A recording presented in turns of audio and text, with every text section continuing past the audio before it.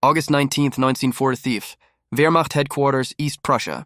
General Oberst Alfred Jodl reviewed the latest intelligence. Reports from the collapsing Western Front. His staff had calculated the mathematics of Allied supply lines, stretching over 400 miles from the Normandy beaches to Patton's, spearheading Third Army. The Americans have outrun their logistics. Patton will halt within days, perhaps hours. No army can sustain such advanced speeds without fuel. From his position at Hitler's Wolf's Lair headquarters, Jodl analyzed what every German general understood from experience. An armored division consumed 150,000 gallons of fuel daily when advancing. The Americans were now 400 miles from their supply depots. The calculation was inescapable. Patton's Third Army would grind to a halt, giving the Wehrmacht time to regroup at the Seine, perhaps hold until winter. What Jodl didn't know was that 125 miles away, 5,958 trucks were already rolling eastward in an endless convoy, headlights blazing in defiance of military doctrine, carrying 12,500 tons of supplies every 24 hours. The Red Ball Express, a logistics operation so audacious that German military science had never conceived it possible, was about to shatter every assumption about mechanized warfare. Within 72 hours, Patton's supposedly immobilized tanks would crash through German positions at the Seine. Within a week, they would liberate Paris. Within a month, they would stand at the German border. The Wehrmacht's finest military minds were about to receive a lesson in American logistics that would redefine their understanding of modern warfare, delivered by 23,000 truck drivers, 75% of them African American, who turned a one-way highway system into the most efficient military supply line in history. The German miscalculation stemmed from decades of military experience and recent observations. The Wehrmacht had pioneered blitzkrieg, revolutionized combined arms warfare, and understood intimately the tyranny of supply lines. Their own campaigns had repeatedly stalled when logistics failed to keep pace with tactical success. In Russia, the Wehrmacht's advance had foundered not from Soviet resistance initially, but from the simple inability to supply forces across vast distances. German trucks broke down on Russian roads. Horse-drawn wagons, still 80% of German military transport, couldn't match the speed of panzer spearheads. Railway gauge differences meant supplies piled up hundreds of miles from the front. General der Panzertruppen Heinrich von Lüttwitz, who would command 47th Panzer Corps from September 1944, had written in July, "The Americans face the same logistical impossibility we faced in Russia. Their mechanical advantage becomes a disadvantage. Machines require fuel, ammunition, parts. They have advanced 400 miles in 30 days. History teaches us what comes next. Paralysis. German intelligence meticulously tracked American consumption rates.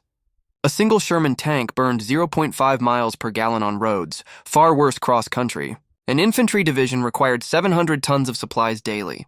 An armored division needed 1,000 tons. Patton commanded 12 divisions advancing on a 60-mile front. The mathematics seemed irrefutable. 12,000 tons daily, transported 400 miles from the beaches over damaged roads through a transportation network the Germans had systematically destroyed during their retreat. General Major Siegfried Westphal, who would become Chief of Staff to Field Marshal von Rundstedt in September, calculated on August 20th.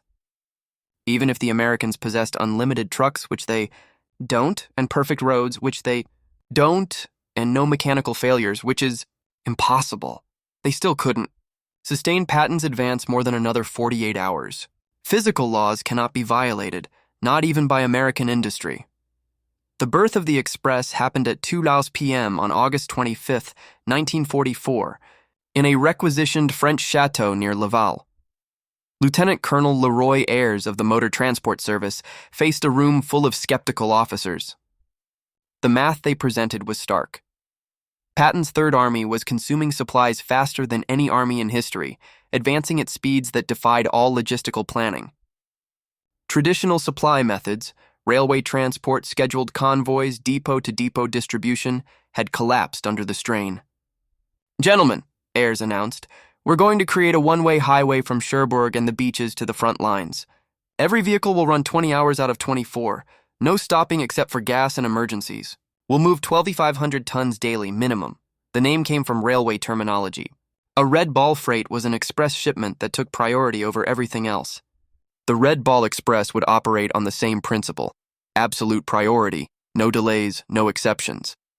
The technical specifications defied German military doctrine. 2 parallel one-way highways, one for loaded trucks going forward, one for empties returning.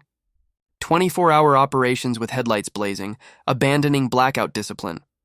No stop policy except for fuel and mechanical failure. 5-minute convoy intervals maintaining 35 mph average speed. Mobile maintenance units every 50 miles. Military police checkpoints removing any vehicle below 25 miles per hour. Colonel Charles O. Thrasher, commanding the Advanced Section of ADSEC, Advanced Section, Communication Zone, reviewed the projected numbers. We need 140 truck companies, 5,958 vehicles minimum, operating at 90% availability. That's impossible by any logistics textbook ever written. Yet within 36 hours, the impossible was operational. August 26, 1944, saw drivers from the 3916th Quartermaster Truck Company climb into their GMC CCKW, 2 12-ton trucks, nicknamed the Deuce and a Half, loaded with 105mm artillery shells bound for Patton's guns at Milan, 300 miles east. The demographic composition of the Red Ball Express would have stunned German racial theorists. Of the 23,000 drivers who would eventually operate the route, approximately 75% were African American soldiers serving in a still segregated army. These men, who couldn't eat in white-only restaurants or use white-only facilities in much of America, were keeping the most celebrated white general's army in motion. The drivers developed their own culture within hours. They painted slogans on their trucks: Patton's Blood Bank, Hitler, Here We Come, Detroit to Berlin Express. They created their own traffic rules.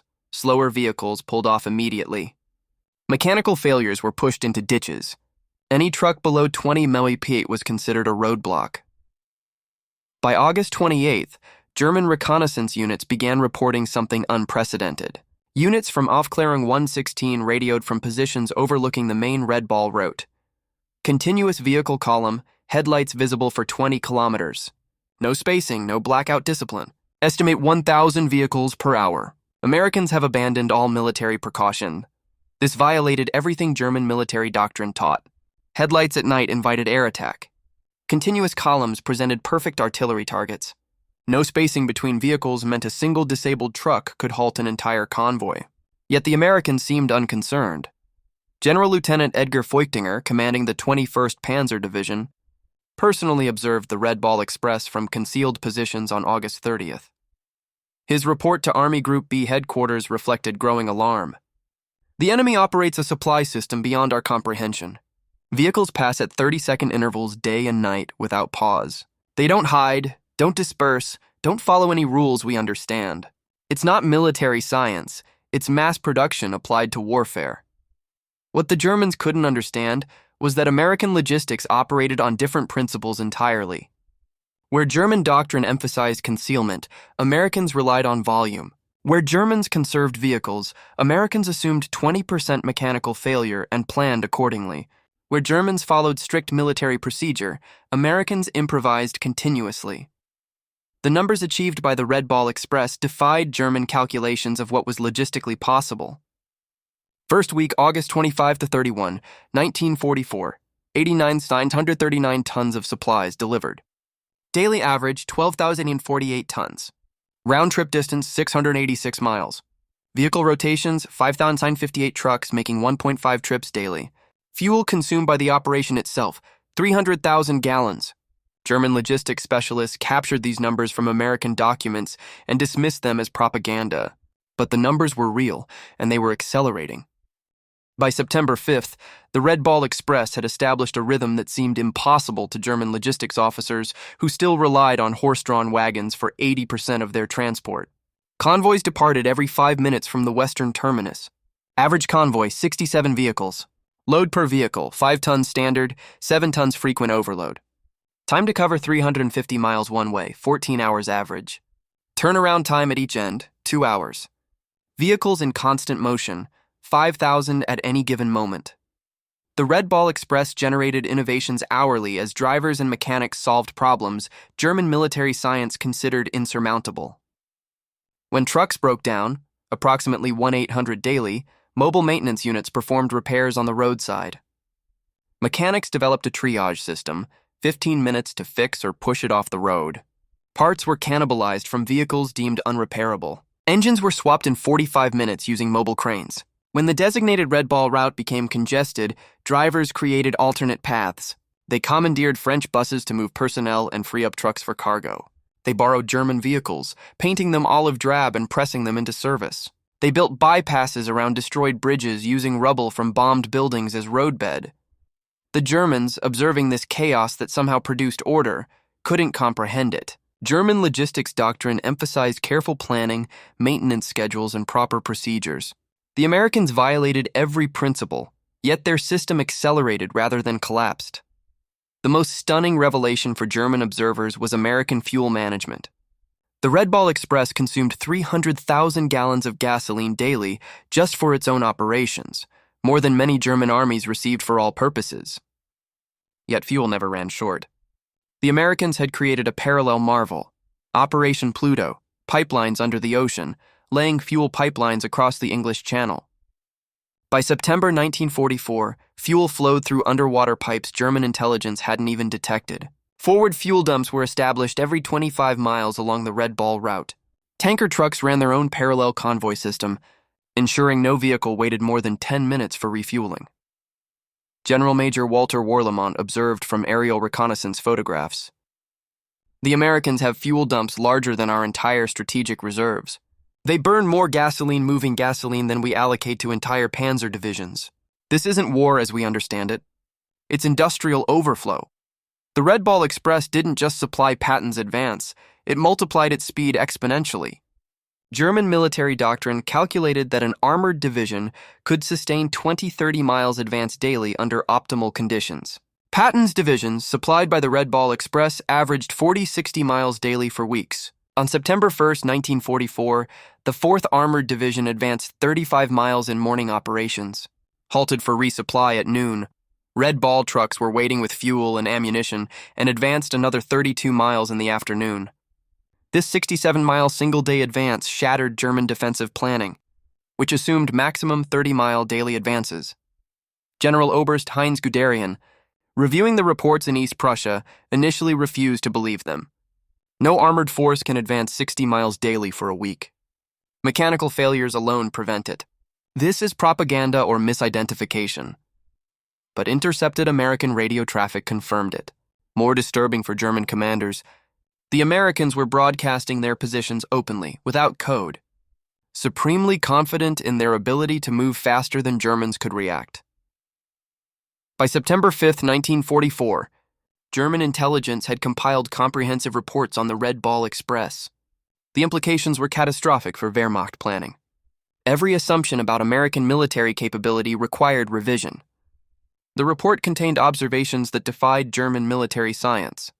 Americans wasted vehicles prodigiously, abandoning damaged trucks rather than repairing them. Drivers operated for extended periods, violating every principle of personnel management.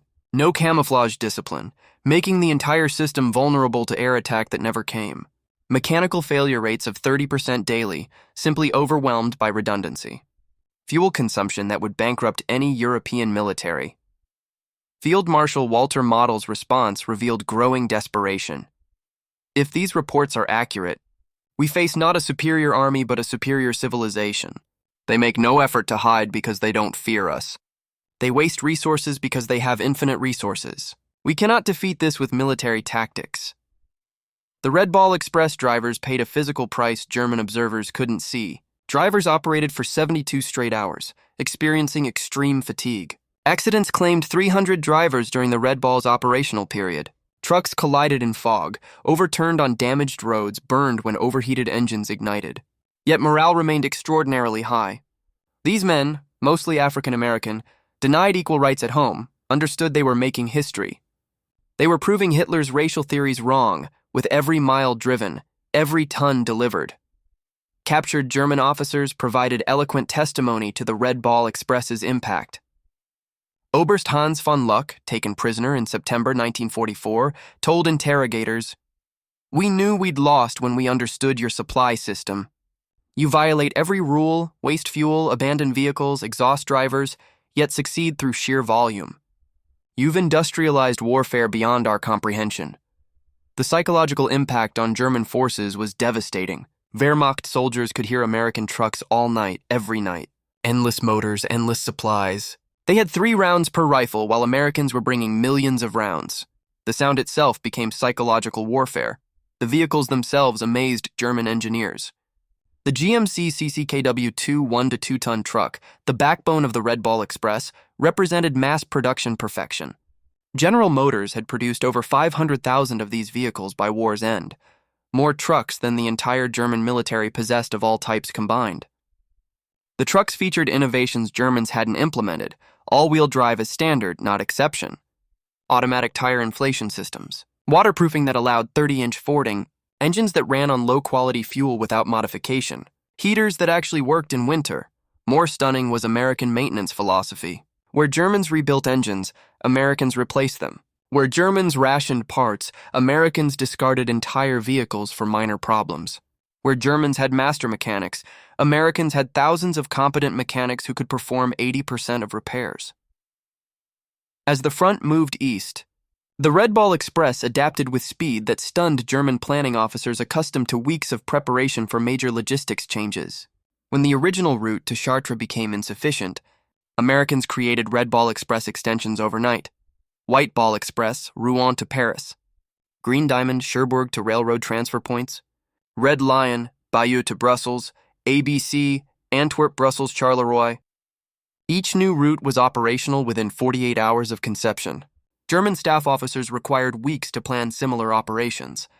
The Americans simply painted new markers, assigned trucks, and started rolling. The predominance of African-American drivers in the Red Ball Express created cognitive dissonance for German racial theorists. German ideology declared individuals of African descent inferior, incapable of technical tasks, lacking initiative.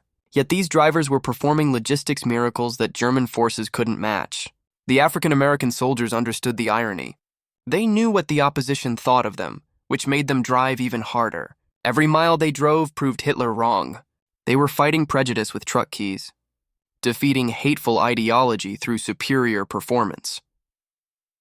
Some German prisoners, forced to load Red Ball trucks as laborers, found their worldview shattered by working alongside African-American sergeants who calculated weight distributions faster than German engineers, who spoke better English than German English instructors, who treated prisoners fairly despite everything propaganda had told them about expected behavior. The Red Ball Express required infrastructure Germans deemed impossible to create under combat conditions. Engineers built or reinforced 40 bridges, created 15 major fuel depots, established 26 maintenance stations, and constructed 8 temporary cities for drivers, all while the operation was running. The bridge at Monte had been destroyed by German engineers specifically to halt American logistics. The Wehrmacht calculated replacement would require 6 weeks minimum. American engineers built a temporary bridge in 14 hours, while Red Ball convoys detoured only 8 miles on hastily bulldozed bypass roads. German engineers observed American construction methods with amazement.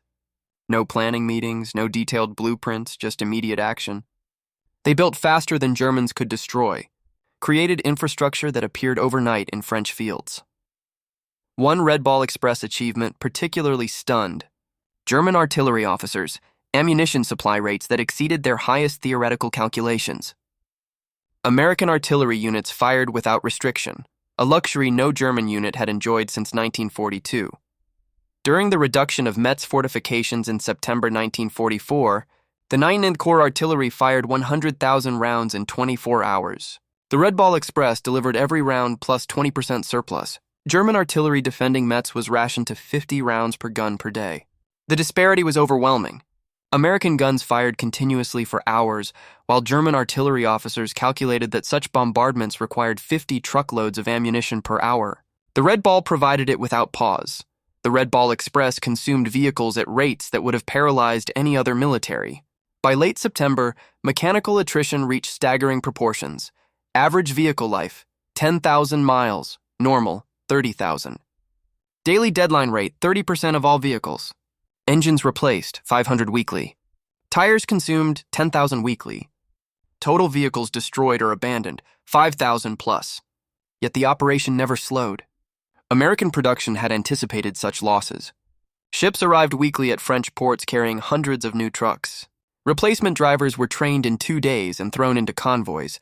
German calculations showed Americans destroying more trucks weekly than the Wehrmacht possessed in France.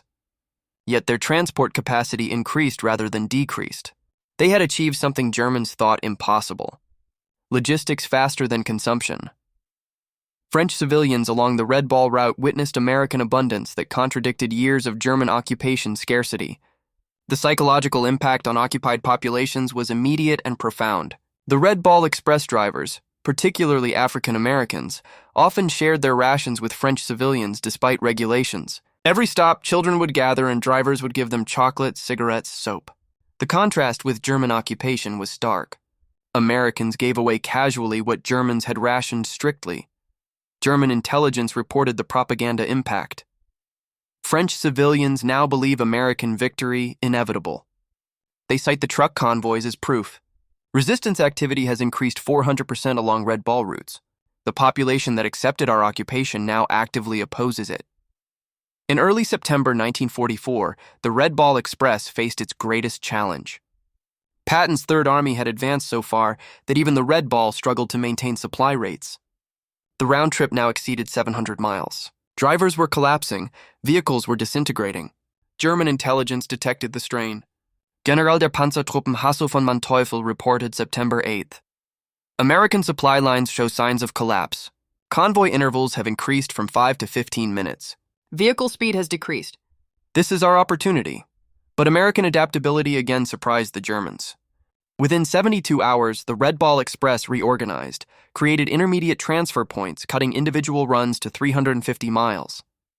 Implemented driver rotation systems, established forward maintenance bases, doubled the number of assigned vehicles. By September 12th, tonnage delivery had actually increased. The crisis that should have halted Patton only made the system stronger. Supplementing the Red Ball Express, Americans implemented another logistics solution Germans deemed impossible: large-scale aerial supply.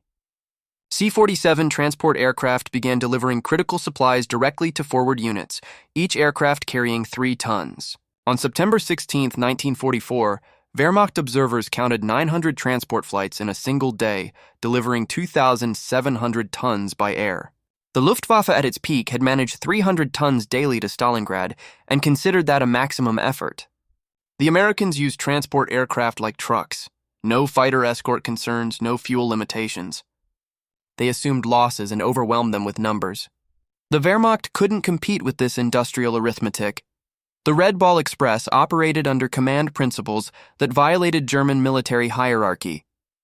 Junior officers made decisions reserved for generals in the Wehrmacht. Sergeants commanded operations larger than German colonels managed. This decentralization baffled German observers. American logistics operated without apparent central control. Every lieutenant acted like a general, every sergeant like a colonel. Chaos should have resulted. Instead, they achieved efficiency the Wehrmacht couldn't match with rigid hierarchy. By October 1944, advancing railheads began to reduce Red Ball Express requirements. The operation that was supposed to last 10 days had continued for 82 days, delivering 412,000 tons of supplies over 122 million ton miles. German commanders, now fighting on their own borders, reflected on what they had witnessed. Field Marshal Model wrote in his final report, "We were not defeated by American tanks or planes primarily. We were defeated by American trucks. The Red Ball Express proved that in modern war, logistics is strategy."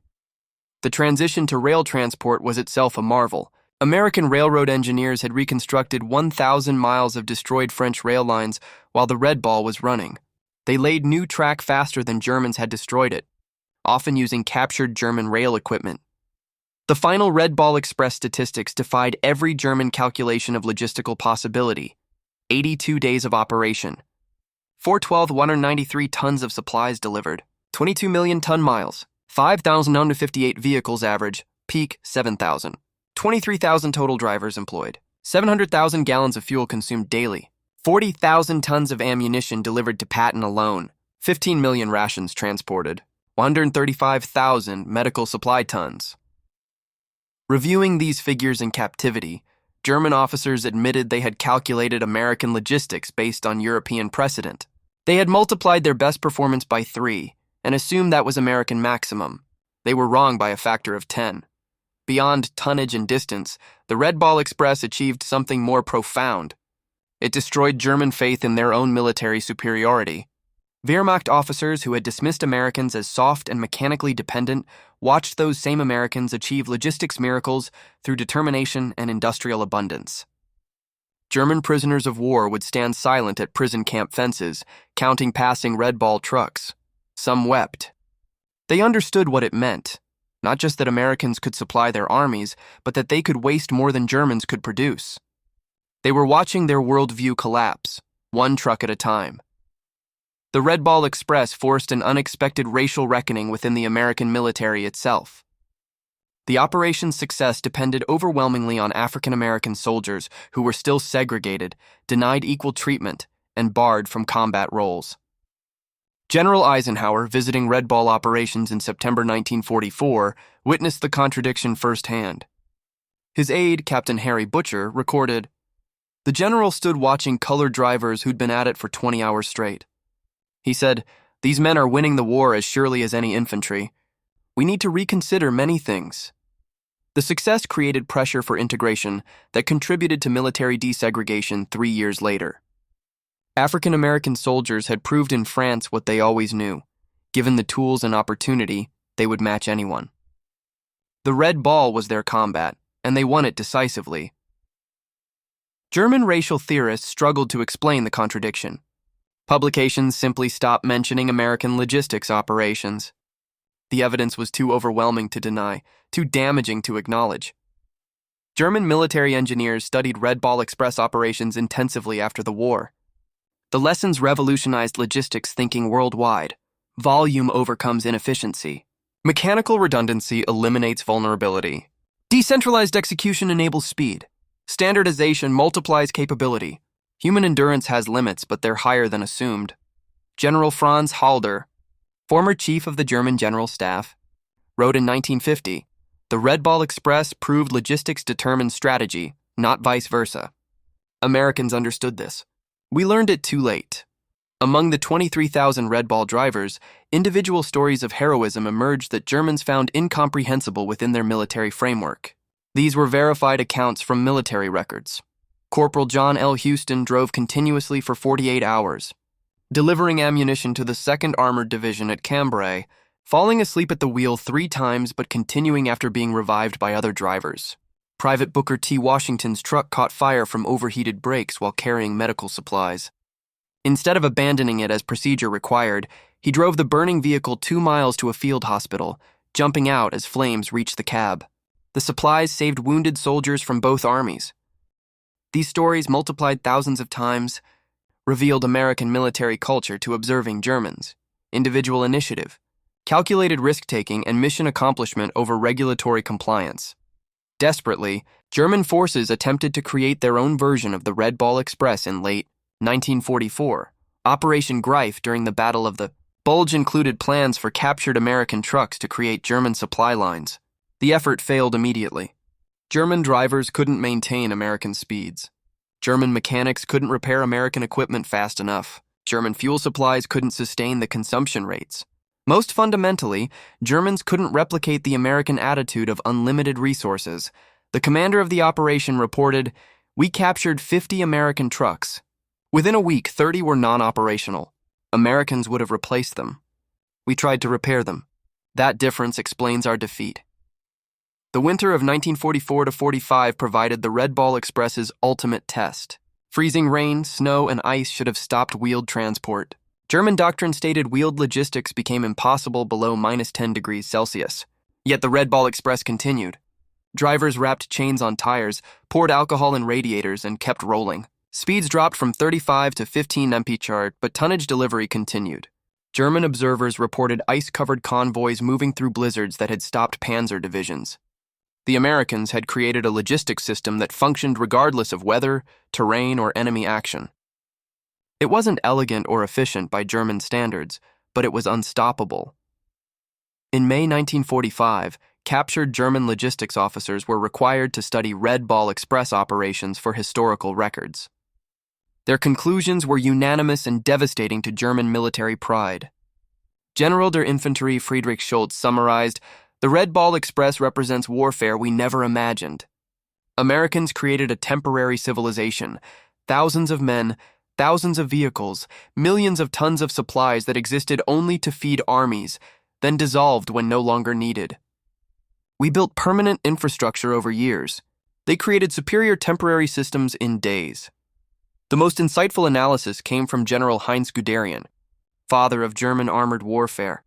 "We invented blitzkrieg but never solved its fundamental limitation, logistics. Americans solved it through industrial excess we deemed impossible. The Red Ball Express was not a supply line, but a flowing river of material that drowned our forces. The Red Ball Express cost the United States approximately $100 million in 1944. Vehicles destroyed, fuel consumed, roads damaged, French claims for damage. German staff officers, accustomed to managing scarcity, found the figure incomprehensible. Yet Americans considered it cheap.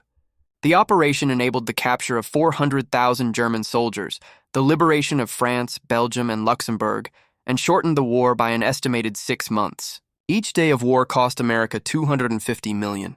The Red Ball Express paid for itself in a single day of shortened conflict."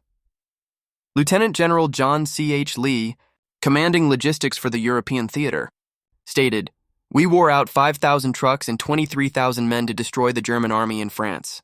In any previous war, that would be catastrophic losses. In American industrial war, it's acceptable overhead." An unexpected consequence of the Red Ball Express was the revolutionary impact on post-war civilian logistics. Thousands of drivers returned to America with experience operating the world's largest transportation network. These veterans founded trucking companies, designed interstate highways, and created the modern American logistics industry.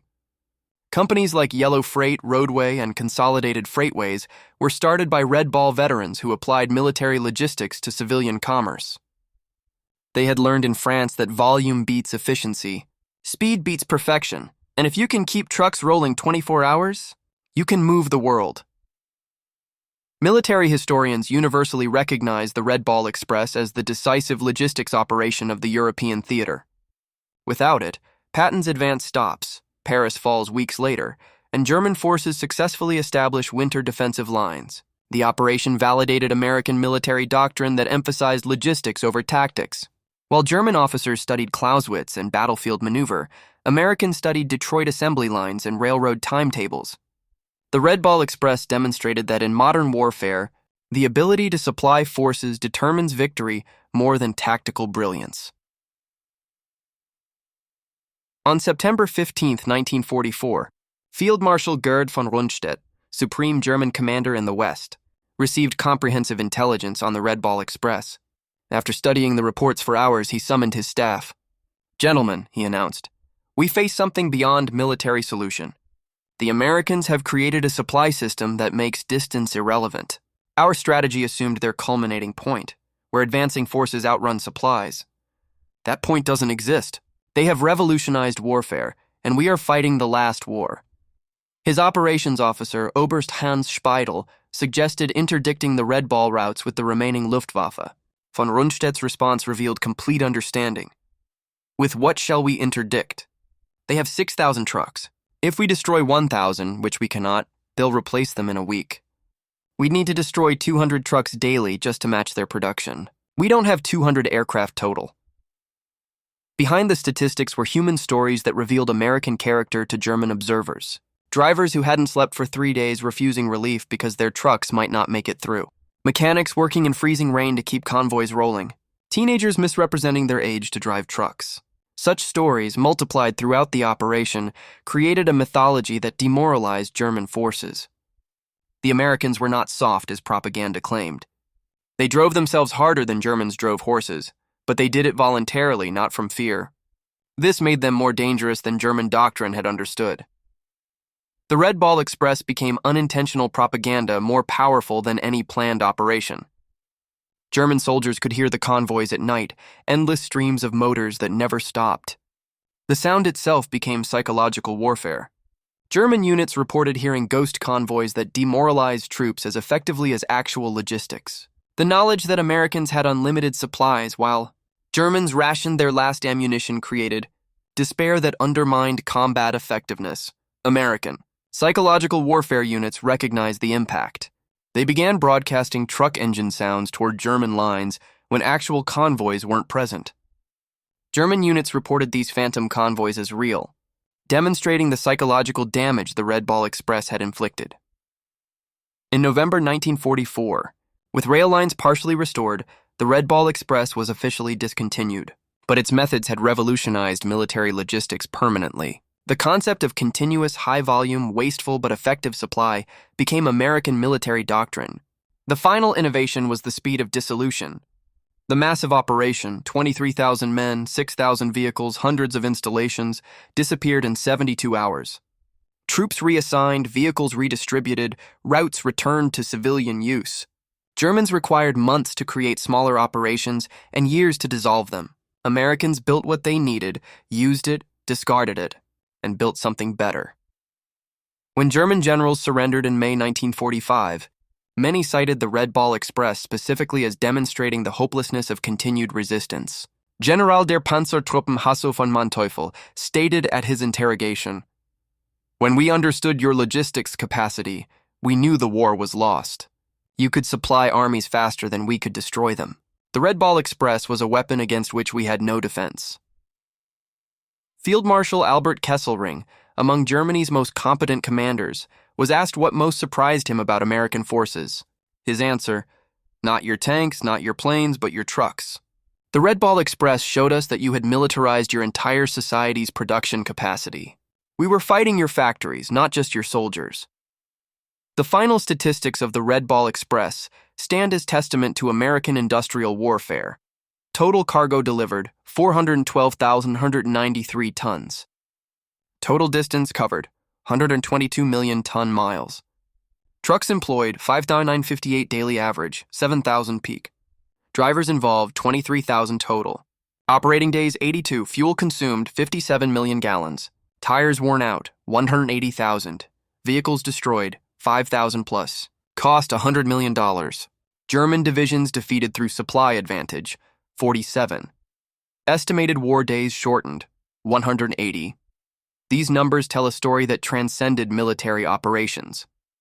They represent the moment when warfare changed forever, when industrial capacity became more important than tactical brilliance, when logistics determined strategy rather than serving it. In 1994, on the 50th anniversary of D-Day, the United States Postal Service issued a commemorative stamp honoring the Red Ball Express at the National Postal Museum in Washington, D.C. The ceremony recognized the operation that had been overshadowed by combat operations but proved equally decisive in Allied victory. Veterans who attended spoke of their pride in an operation that proved American industrial might and individual determination could overcome any obstacle. They had driven through exhaustion, through mechanical failure, through weather that stopped armor. They were predominantly African-American soldiers, segregated, discriminated against, denied recognition during the war, but they had delivered victory at 35 Timmy-Conk. The Red Ball Express proved that in modern warfare, logistics is not support, it is the main effort.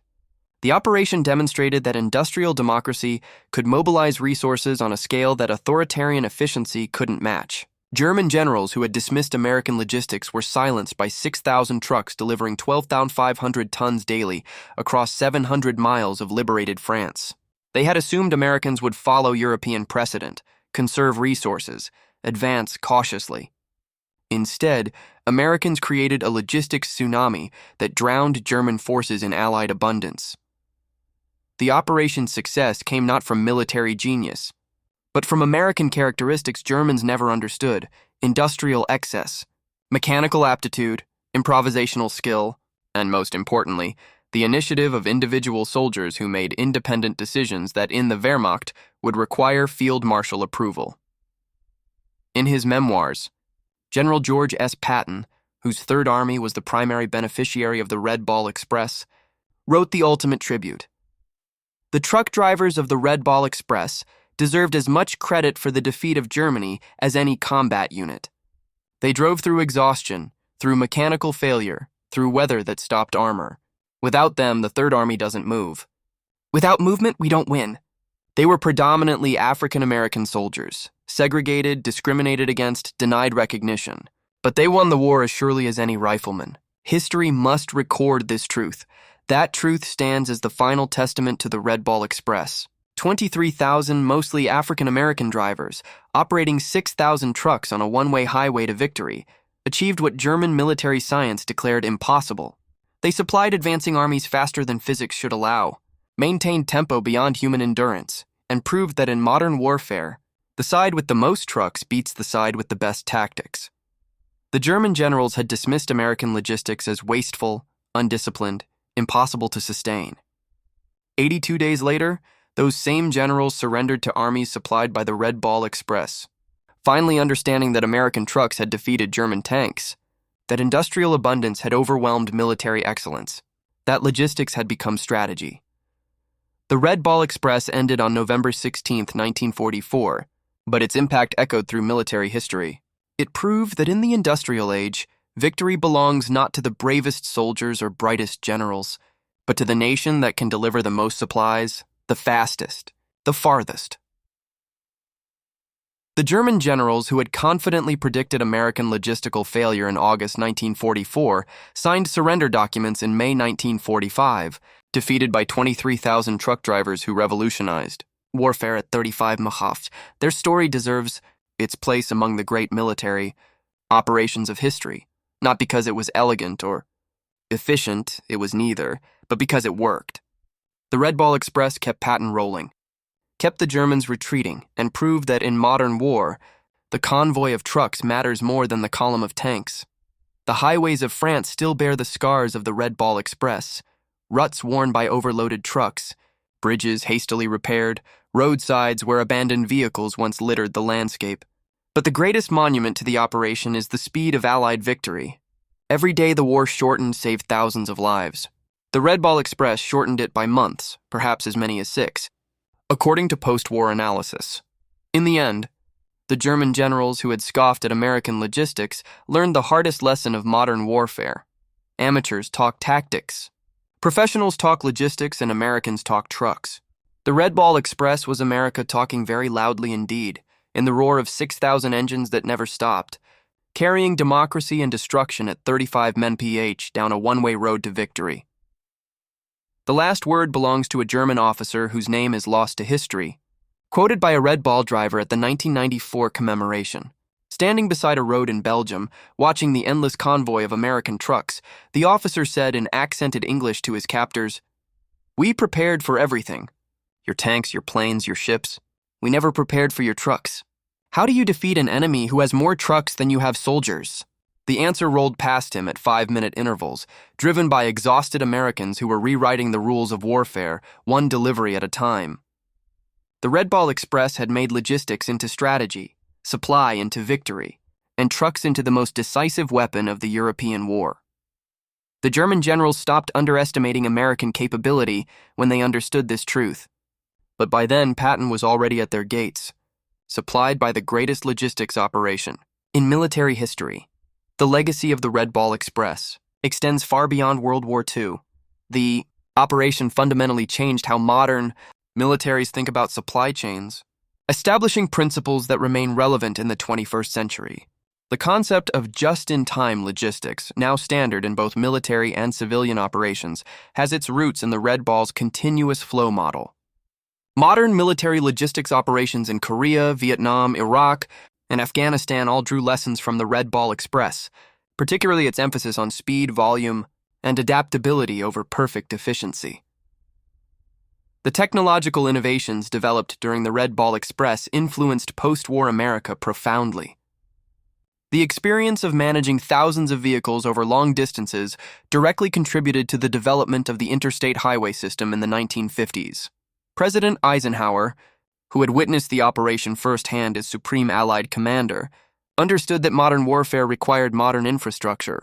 The interstate system was explicitly designed with military logistics in mind: wide lanes, gentle curves, and strategic routes that could move armies across the continent as efficiently as the Red Ball had moved them across France. The human dimension of the Red Ball Express continued to resonate for decades. The predominantly African-American workforce that kept the operation running returned to an America still deeply segregated.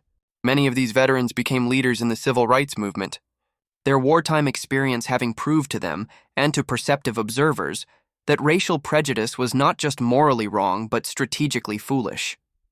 How could a nation claim superiority while refusing to fully utilize the talents of a quarter of its population? In 1948, President Harry Truman signed Executive Order 9981, desegregating the United States military. While multiple factors contributed to this decision, the undeniable success of African-American units like the Red Ball Express drivers made the moral and practical case for integration impossible to ignore. The men who had kept Patton's army moving at 35 mph had earned the right to serve their country without artificial restrictions based on race. The German military's post-war analysis of the Red Ball Express became required reading in military academies worldwide. The Bundeswehr, reconstituted in the 1950s as West Germany's armed forces, incorporated American logistics principles into its doctrine. Former Wehrmacht officers, humbled by their defeat, acknowledged that they had fundamentally misunderstood modern warfare. War was no longer primarily about tactical brilliance on the battlefield. It was about industrial capacity, organizational efficiency, and the ability to project power across vast distances. Soviet military planners also studied the Red Ball Express intensively. During the Cold War, both NATO and Warsaw Pact forces designed their logistics systems with the Red Ball's lessons in mind: redundancy over perfection, speed over security, and volume over efficiency. The massive supply, convoys that characterized Cold War military planning, and the strategies designed to interdict them all traced their lineage back to those 82 days in 1944, when American trucks revolutionized warfare. The business world learned from the Red Ball Express as well. The American trucking industry exploded in the post-war years, staffed by veterans who understood that moving goods quickly and continuously created competitive advantage. Companies like UPS and FedEx, founded by World War II veterans, applied military logistics principles to civilian commerce. The concept of express delivery that now seems routine was revolutionary in the 1940s and 1950s, a direct application of Red Ball principles to peacetime business. Supply chain management, now a specialized field of study in business schools worldwide, owes much to the Red Ball Express. The operation demonstrated that logistics wasn't merely a support function, but a strategic capability that could determine success or failure. Modern corporations spend billions on supply chain optimization, seeking the same advantages that the Red Ball Express provided to Allied forces. The ability to deliver the right goods to the right place at the right time, faster than competitors can respond. The environmental cost of the Red Ball Express, though not calculated at the time, was substantial. The operation consumed 57 million gallons of gasoline, wore out 180,000 tires, and destroyed over 5,000 vehicles, all in 82 days. By modern standards, this would be considered environmentally catastrophic. Yet it also demonstrated a hard truth about industrial warfare.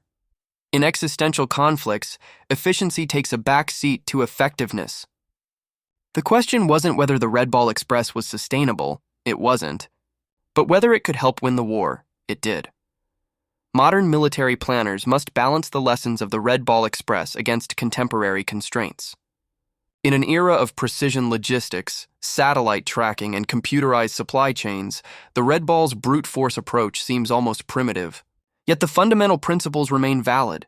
When speed matters more than efficiency, when adaptability trumps planning, and when victory requires accepting high costs, the Red Ball model still offers valuable insights. American logistics operations in the 1991 Gulf War, moving massive forces across the Arabian Desert at unprecedented speed, were described by some observers as Red Ball Express in the sand.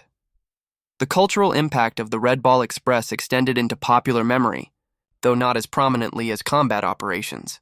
Hollywood largely ignored the story, preferring tales of battlefield heroism to logistics triumphs. Yet among military historians and those who understand warfare's realities, the Red Ball Express holds a revered place. It represents the unglamorous but essential work that makes victory possible, the thousands of unsung heroes whose contributions matter as much as any medal-winning soldier. In recent decades, Scholars have begun to fully appreciate the Red Ball Express's significance in African American military history. The operation represented one of the largest concentrations of African American soldiers in positions of genuine responsibility during World War. These men weren't relegated to menial labor. They were entrusted with a mission critical to Allied victory. Their success challenged racist assumptions and contributed to the slow, painful process of racial progress in America.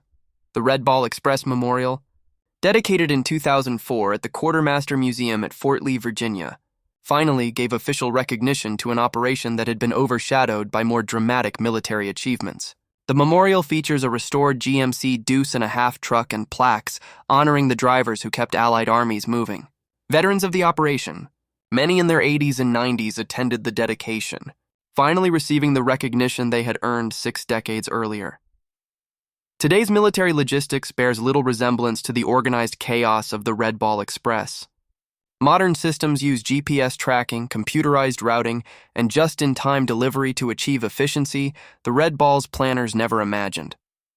Yet the fundamental challenge remains unchanged: how to keep advancing forces supplied with everything they need when they need it, across vast distances and hostile territory. The technological tools have evolved, but the strategic imperative the Red Ball Express addressed remains as relevant as ever. The final lesson of the Red Ball Express may be the most important. In modern warfare, there are no purely support functions.